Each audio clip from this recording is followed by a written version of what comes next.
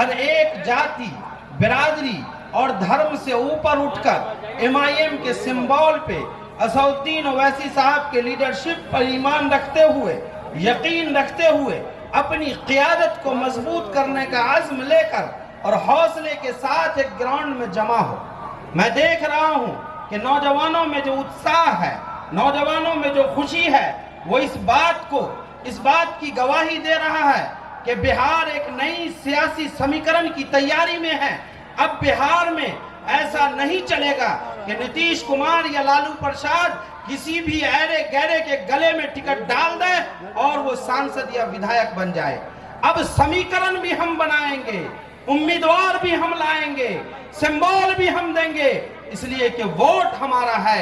और यकीनी बात है कि जब वोट हमारा है, आबादी हमारी है, तो कोई नहीं माई का लाल पैदा हुआ है इस सरजमीन बिहार में जो हमें हमारा हिस्सेदारी लेने से रोक सके। हम अपनी हिस्सेदारी खुद तय करेंगे। हम अपने सांसद और विधायक इतनी तादाद में बनाएंगे कि मैं आपको गारंटी देता हूं कि एक वो वक्त था कि इंदिरा गांधी जैसी सुपर पावर लीडर दिल्ली से रेंगते हुए दारुस्सलाम हैदराबाद पहुंची थी। बिहार में भी वो वक्त आने वाला है कि लालू प्रसाद और नीतीश कुमार जैसे लोग जो सियासी मफाद के लिए सिर्फ हमारा इस्तेमाल करते आए हैं, वो रेंग कर पटना से किशनगंज के दारुस्सलाम की चौखट पर आकर गिरेंगे और सियासत की भीख मांगेंगे। कल तक हमारे लोग दूसरे नेताओं के सामने टिकट का भीख मांगा करते थे। अल्लाह का फजलो करम है कि आज हम इस लायक हो गए हैं कि हमारा हाथ ऊपर है और हम टिकट देने वाले बन गए हैं। सोचिए आप लोग कि वक्त और हालात बदल चुके हैं, सियासी समीकरण बदल चुका है, माँ और बाप की राजनीति खत्म हो चुकी है। अब सियासत में जगह उसी को मिलेगी जो अपनी खाक छानेगा, जो अपने वतन के लिए काम करेगा। आप सोचिए कि खून की किस्तें तो कई दे चुके, लेकिन ऐ खाके वतन हक अदा क्यों नहीं होता।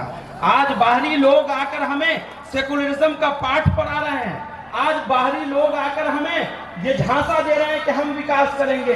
मैं आपको गारंटी देकर जाता हूं कि अगर इस सरजमीन का हक कोई अदा कर सकता है और कोई इस लायक है जो हक अदा कर सके, और कोई यहाँ के जनता का अगर वोट का सबसे पहला अधिकार किसी का है तो वो है हमारे बड़े भाई राणा रणजीत सिंह का। इसलिए कि राणा रणजीत सिंह ने इस मिट्टी के लिए अपनी मेहनत की है और मिट्टी के लिए हर चीज सहा है। जब आप ऐसे लोगों को मौका देंगे और राणा रणजीत सिंह के सर पर जब असदुद्दीन ओवैसी साहब जैसे बावकार और पुरवकार बाज़मीर आदमी के लीडरशिप का हाथ होगा तो यकीन मानिए कि शिवहर में आपसी भाईचारा, अमन, शांति और तरक्की से कोई नहीं रोक सकता है।